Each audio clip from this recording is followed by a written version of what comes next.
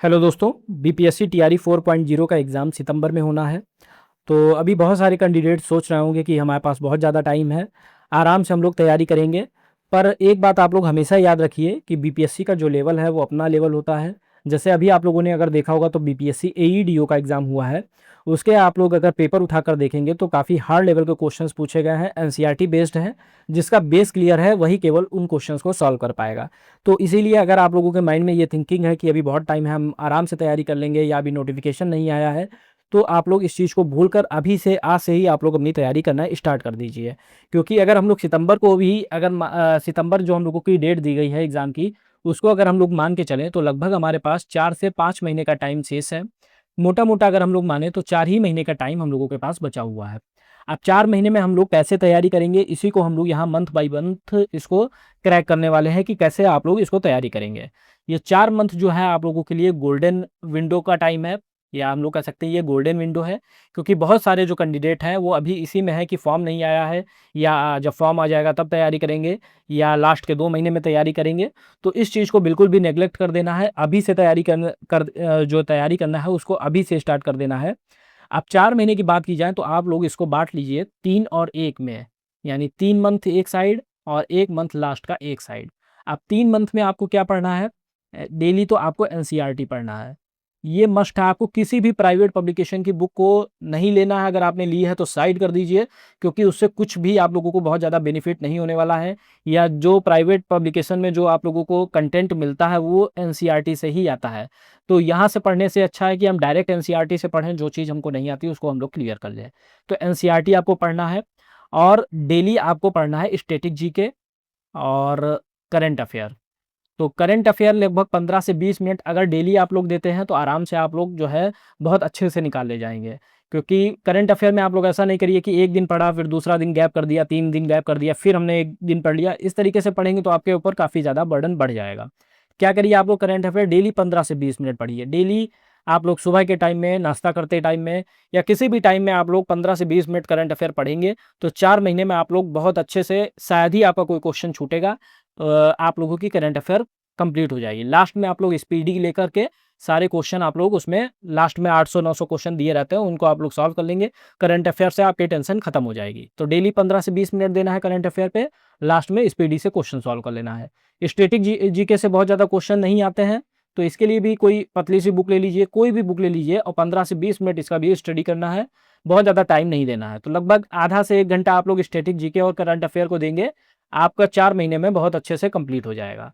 अब रही बात एनसीईआरटी की, तो सबसे बेस आप लोगों का है एनसीईआरटी, और दूसरा है मैथ्स एंड रीजनिंग। क्योंकि मैथ्स और रीजनिंग को मिला के आप लोगों के लगभग 30 से 32 क्वेश्चन आते हैं। तो मैथ्स और रीजनिंग एक मेन की फैक्टर है, और दूसरा एनसीईआरटी की फैक्टर है। अब एनसीईआरटी की बात की जाए तो 6 टू 10 आप लोगों को पढ़ना है। 3 महीने में, यानी 90 दिन में आप लोग आसानी से इसको कंप्लीट कर सकते हैं एनसीईआरटी को। अगर आप लोग आज से ही पढ़ना स्टार्ट करेंगे, 90 दिन में बहुत आसानी से आप लोग कंप्लीट कर लेंगे, क्योंकि अप्रैल में भी अभी का टाइम है, तो 90 दिन से ज़्यादा आप लोगों को टाइम मिल जाएगा। आसानी से आप लोग इसको कंप्लीट कर लेंगे। एनसीईआरटी में जो सबसे ज़्यादा फोकस करना है वो हमें करना है साइंस पर, दूसरा हमें करना है ज्योग्राफी पर, और तीसरा मॉडर्न इंडियन हिस्ट्री पर। क्योंकि साइंस से हम लोगों के 23 क्वेश्चन लगभग पूछे गए हैं, एक एवरेज में बात की जाए। ज्योग्राफी से लगभग 20 क्वेश्चन पूछे गए हैं, और हिस्ट्री से लगभग 17 क्वेश्चन पूछे गए हैं, जिसमें अधिकांश क्वेश्चन जो है वो आपके मॉडर्न इंडियन हिस्ट्री से हैं। तो आप लोग अगर देखेंगे, और 30 से 32 क्वेश्चन आप लोग यहाँ पर मान लीजिए, अगर हम लोग 30 ही क्वेश्चन इसको मान लेते हैं, तो 23 और 17 40, 40 20 60 और 30 90 क्वेश्चन आप लोगों का यहीं से बन रहा है। अगर आप लोग पेपर उठा के भी उसका एनालिसिस कर सकते हैं, वहाँ पर देख सकते हैं, और सीधा-सीधा क्वेश्चन आप लोगों को एनसीईआरटी से पूछ लिया जाता है। कहीं-कहीं पर आप देखेंगे तो एनसीईआरटी के जो ऑब्जेक्टिव्स लास्ट में दिए होते हैं, वहीं से कॉपी पेस्ट क्वेश्चन कर दिया गया। 6 टू 8 में अगर आप लोग 6 टू 8 का पेपर उठाएँगे, तो उसमें जो न्यूमेरिकल पूछे गए हैं, सीधे कॉपी पेस्ट पूछे गए हैं। टीआरई 2 और टीआरई 3 में अगर आप लोग देखेंगे। तो साइंस के 23 क्वेश्चन हैं, तो साइंस पर सबसे ज़्यादा फोकस करना है, ज्योग्राफी पे करना है, और मॉडर्न इंडियन हिस्ट्री पे करना है। और रही बात ईवीएस की, तो ईवीएस आपका साइंस प्लस ज्योग्राफी, इन दोनों से कंप्लीट हो जाएगा। अलग बाद में आप लोग इसको लूसेंट से थोड़ा बहुत देख सकते हैं। अदरवाइज साइंस और ज्योग्राफी से लगभग मोस्टली 90% आपका ईवीएस कंप्लीट हो जाएगा। और मैथ्स और रीजनिंग, मैथ्स का ये है कि आप लोग जितना ज़्यादा मैथ्स प्रैक्टिस करेंगे, क्योंकि जिसका मैथ्स अच्छा है तो उसके लिए कोई टेंशन की बात नहीं है, लेकिन जिसका मैथ्स वीक है या बेस अच्छा नहीं है तो वो डेली लगभग 2 घंटे आप लोगों को प्रैक्टिस करनी होगी, क्योंकि जितना मैथ्स में प्रैक्टिस करेंगे उतना आप लोगों को अच्छा होगा। और अगर एक बार आपका कॉन्सेप्ट क्लियर हो गया तो 30 क्वेश्चन में लगभग अगर 15-16 क्वेश्चन आप लोगों के मैथ के आए, कॉन्सेप्ट क्लियर है, तो 15 से 16 नंबर आपको दिला के जाएंगे। और इतना याद रखिए, मैथ्स अगर आपका अच्छा है तो रीजनिंग आपका अपने आप से अच्छा हो जाएगा। तो 30 से 32 नंबर आप लोगों के कहीं भी नहीं गए अगर आपका कॉन्सेप्ट क्लियर हो गया। मैथ्स को पढ़ने के लिए आप लोग कोई किसी भी बुक से पढ़ सकते हैं, अदरवाइज किसी भी प्लेटफॉर्म से पढ़ सकते हैं। अदरवाइज आप लोग हमारे चैनल पर जाकर देखेंगे तो चैप्टर वाइज आप लोगों के मैथ्स वहाँ पर है, वहाँ से आप लोग उसकी स्टडी कर सकते हैं। अभी 5 से 6 क्लासेस नंबर सिस्टम की हम लोगों ने पढ़ी हैं या डिस्कस किया है, तो उसमें पहली 2 क्लास थी वो पीवाईपी थी, उनको आप लोग ज़रूर देखिएगा, क्योंकि जो पीवाईपी थे वो 1 to 12 क्लास 1 से लेकर 12 तक की, यानी 1 to 5 क्लास, 6 to 8 क्लास और 9-10th क्लास और 11-12 क्लास, इन सभी में मिलाकर जितने भी नंबर सिस्टम के क्वेश्चंस थे, लगभग 44 क्वेश्चंस थे नंबर सिस्टम के, उन सभी को हम लोगों ने 1 बाय 1 डिस्कस किया है, अच्छे से डिस्कस किया है। और उसके बाद लगभग 100 क्वेश्चंस को हम लोगों ने नंबर सिस्टम के अलग से डिस्कस किया है कि जिस तरीके के क्वेश्चन एग्जाम में बनने की संभावना रहती है। तो जो भी नंबर सिस्टम, जिसको भी मैथ्स बिल्कुल भी नहीं आती है, बिल्कुल बेस कमजोर है, जीरो है, तो आप लोग हमारे चैनल पर जाकर देख सकते हैं, वहाँ बिल्कुल बेसिक से आप लोगों को मैथ्स के क्वेश्चन देखने को मिल जाएंगे। इसके अलावा एनसीईआरटी साइंस पढ़ना है तो भी आप लोग हमारे चैनल पर जाकर देख सकते हैं। क्लास 6 की एनसीईआरटी कंप्लीट हो गई है, अब क्लास 7 की हम लोगों की एनसीईआरटी स्टार्ट होने वाली है। तो इतना आपको करना है। 4 महीनों को आप लोगों को बांट लेना है 3 और 1 में। 3 महीने में आप लोगों को इतना करना है, एनसीईआरटी पे फोकस करना है, जिसमें मेन है हमारा साइंस, ज्योग्राफी और मॉडर्न इंडियन हिस्ट्री, और दूसरा है मेन मैथ एंड रीजनिंग। इस पे हम लोगों को बहुत ज़्यादा फोकस करना है, क्योंकि ये आप लोगों को सिलेक्शन बहुत अच्छे से दिला सकता है। दूसरा 15 से 20 मिनट आपको स्टैटिक जीके पे देना है, 15 से 20 मिनट आप लोग को डेली करंट अफेयर पे देना है। 3 महीने में इतना कंप्लीट करने के बाद लगभग 1 महीने का समय बचेगा।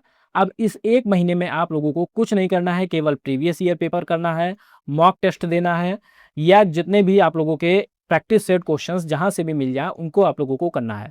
क्योंकि लास्ट के 1 महीने में डेली आपको 1 से 2 प्रैक्टिस सेट या मॉक टेस्ट आपको लगाना है। यही आपके जो है मॉक जो है, यही आपके स्पीड बढ़ाएंगे, एक्यूरेसी बढ़ाएंगे, क्योंकि एक बार कॉन्सेप्ट क्लियर हो जाता है, लेकिन क्वेश्चन को कैसे टैकल करना है वो हमें मॉक से ही आता है। तो लास्ट का जो 1 महीना बचेगा उसमें डेली हमको 1 से 2 मॉक लगाना है। कहाँ पर गलतियाँ हो रही हैं एनालिसिस करना है अच्छे से, कहाँ पे गलतियाँ हो रही हैं उनको नोट डाउन कर लेना है, जिससे नेक्स्ट जो मॉक होगा उसमें वो गलतियाँ ना हो। 5 ऑप्शन होते हैं, 5 में 3 मेन ऑप्शन होते हैं, बाकी चौथा ऑप्शन 1 से अधिक और 5वां इनमें से कोई नहीं। तो जो 3 ऑप्शन है उन पर भी फोकस करना है, एक जो आपका सही हो गया वो तो फोकस में आ जाएगा, बचे हुए 2 पर कि ये आंसर क्यों नहीं है उस पर भी हम लोगों को फोकस करना है।